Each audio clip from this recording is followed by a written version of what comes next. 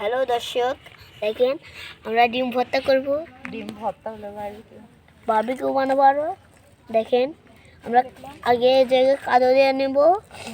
বলো ডিমে তারপর কমেন্ট শেয়ার দিয়ে দেন বড় করে দর্শক। গোটা দেন ঠিকই যাই, একটু বড় করে না দিলে হবে না। দেখাই নাই। দেখলে আপনারা বাড়িতেও বানাতে পারেন। আসসালামু আলাইকুম বন্ধুরা, কেমন আছেন সবাই? ডিমের বারবিকিউ ভর্তা বানানোর জন্য 3টা ডিম এভাবে কাদো মাখিয়ে নিয়েছি।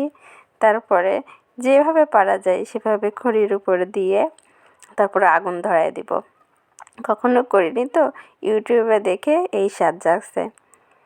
তো কত জনের কত কথা, এ বলতেছে হবে না, ও বলতেছে হবে না, কি পাগল বুদ্ধি নাই। তো আজকে দেখব যে ইউটিউবে আসলে যে করে এভাবে ভেতরের ডিমটা আসলেই সেদ্ধ হয় কিনা। তো 3টা ডিমে এরকম কাদো মাখিয়ে আমরা খড়িটা এভাবে দিয়ে দিচ্ছি। বুঝতেছি না কিভাবে দিব।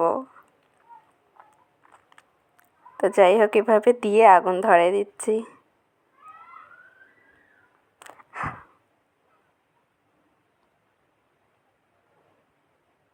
পিচ্চি বাচ্চারা সব নানা দিক দিয়ে ঝামেলা করতেছে। সারাদিন এই ডিমের বারবিকিউ খাবো, বারবিকিউ খাবো। যে না একবার বলছি যে আজকে ডিমের বারবিকিউ বানাবো, অমনি সারাদিন খালি ওই বারবিকিউ খাবো। তো আজকে যাই হোক, এই যে হচ্ছে আমার ছোট বয়সে বলতেছে এই হবে কি হবে না, এই হয় নাকি এই হয় নাকি। আমার আব্বা গিয়ে বলতেছে ডিম ছুটে নাকি, মানে কত রকম যে কথা।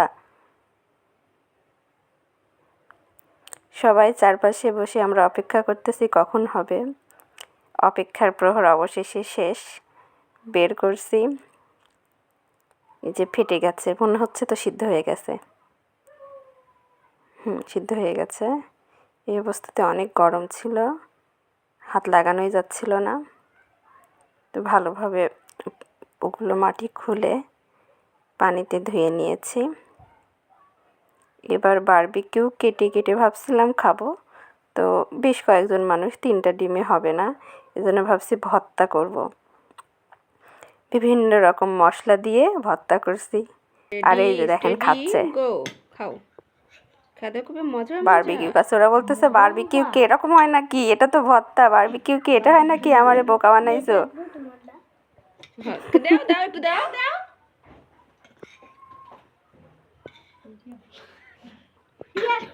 দেখেন